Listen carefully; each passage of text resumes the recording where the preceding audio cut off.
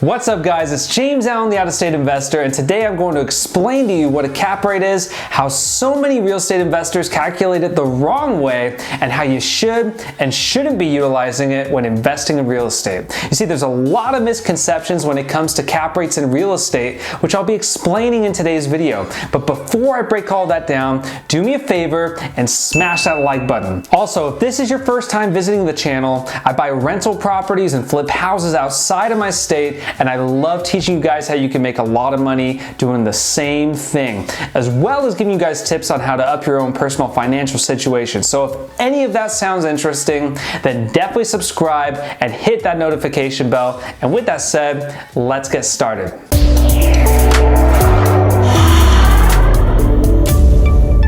Alright, so let's start off by defining exactly what a cap rate is. Now, a cap rate, which is also known as a capitalization rate, is a way to measure your expected rate of return on a property that you purchase without debt. Now, I want to give you an example of what this looks like, and I'm going to use a bank as an example. You see, when you try to look for a savings account to put your money into, the bank will promise you a guaranteed rate of return. And for this example, let's just say that they offered you a 1% return on your money.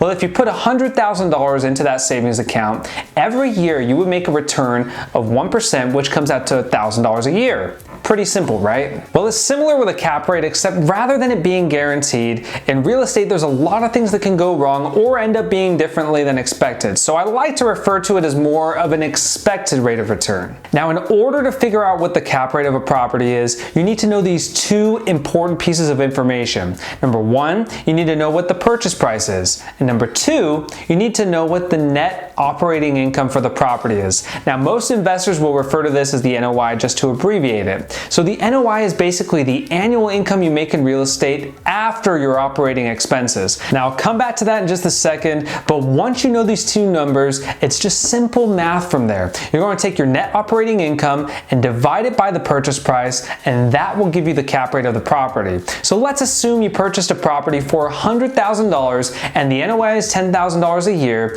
If you divide the NOI by the purchase price, you end up getting a 10% cap rate. This means you're expecting to make a 10% rate of return on your property, not counting your debt or mortgage payments or capital expenditures. Okay, so now that you understand the basic equation of how to calculate a cap rate, I want to touch more on one of the bigger mistakes new investors make when trying to figure out the cap rate of a property.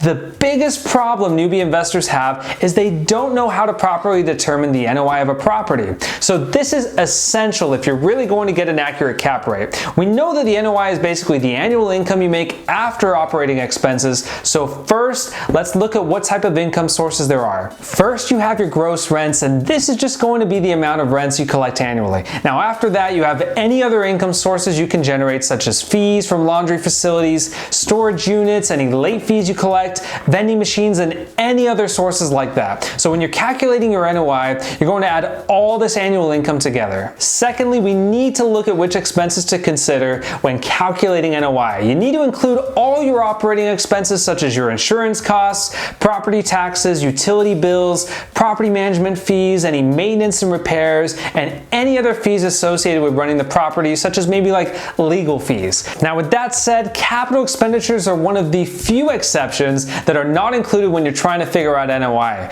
Capital expenditures are basically any major repairs that are needed on a property, such as replacing the roof, putting in a new air conditioning unit, or even replacing all the plumbing in a property. Now, major repairs like that are not counted as part of the operating expenses. Also, any mortgage or debt servicing that you had to pay is not included either. So the NOI of a property is really more focused on how the operations of the property are, and don't take into account these one-off expenditures like replacing a roof. So with that said, what kind of properties should you be using cap rates on? Well, cap rates are really only going to be useful when you're dealing with commercial real estate. Now, that also includes multifamily once you're dealing with properties that have more than 5 rental units. So if you're dealing with single family houses, or you're looking at a duplex, triplex, or fourplex, then you're really not going to need to worry about cap rates. You'll be much better off focusing more on cash-on-cash return to determine how good an investment is. With that said, cap rates are very important in commercial real estate because they directly tie together with the value of the property. So just like you can determine a cap rate by taking your NOI and dividing it by the purchase price, you can figure figure out the value of the property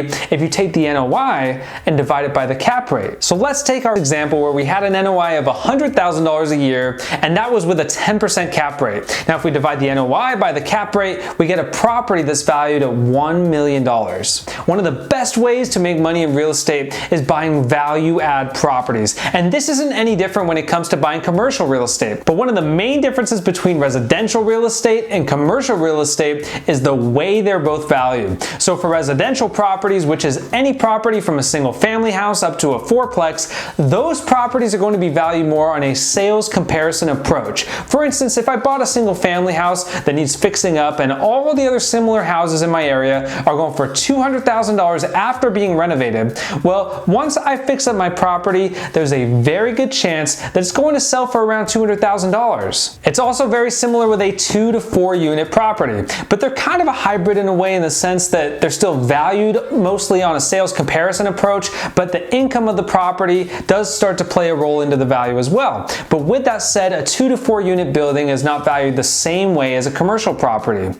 And as I talk about commercial real estate, right now I'm going to focus mostly on multifamily because that's what I'm mostly familiar with. So for any multifamily that has more than 5 units, the value of that property is literally tied to the net operating income it produces. With that said, every market has a cap rate the properties are selling at, and even within that market, cap rates can still vary depending on the quality of the neighborhood. So depending on the market and the specific area you're in, that's going to ultimately determine the going cap rate to value a property off of. So for instance, if I had a property with an NOI of $100,000 in an area demanding a 5% cap rate, you take the NOI and divide it by the going cap rate, and that would give you your value of $2 million. Now, value add plays an even bigger role with commercial real estate, because if you can increase your rents or even lower your expenses, not only will your cash flow improve, you'll also be increasing your NOI. And that's important because when you increase your NOI, you also increase the value of the property. So this is what makes commercial real estate so amazing. You could have a 100-unit apartment complex, let's say in a 5% cap rate area. Let's say you rented each unit at $800 a month, which comes out to $960,000 a year in gross revenue. Let's also assume that after all your operating expenses, that your NOI came out to $480,000. So based on the math, the property is currently worth about $9.6 million.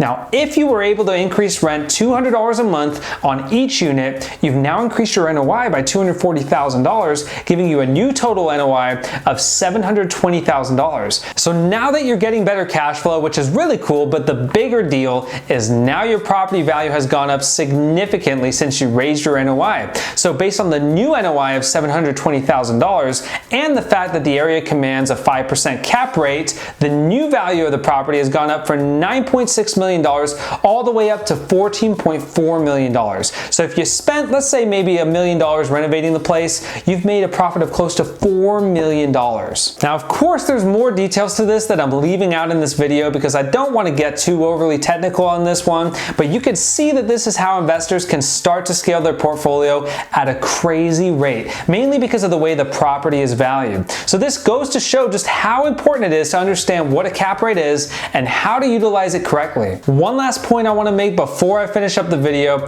cap rates can also be unofficially a great way to determine the level of risk in your investment. You see, if you take the market I invest in, for example, in Knoxville, Tennessee, you could be looking at maybe a 6 cap for a B-class neighborhood, a 7 to 8 cap for a C-class neighborhood, and maybe even as high as a 9 to 10 cap for a D-class neighborhood. Now, although the returns in the D-class are much higher than the B-class neighborhood, you're going to have a much better tenant quality when investing in the B-class neighborhood. So just because you get a better cap rate doesn't necessarily make it the better deal. The higher cap rates can also represent a higher level of risk. So anyways, just to review, your cap rate is important for 3 reasons. First, it's a way to determine your expected rate of return on a property you purchase without debt. It's also used to determine the value of certain commercial properties like multifamily real estate with more than 5 units. And lastly, it's another great way to get an idea of the level of risk with your investment. Now, with that said, I hope you guys found this video helpful. If you have any questions or just enjoyed this type of content, then definitely let me know in the comments below.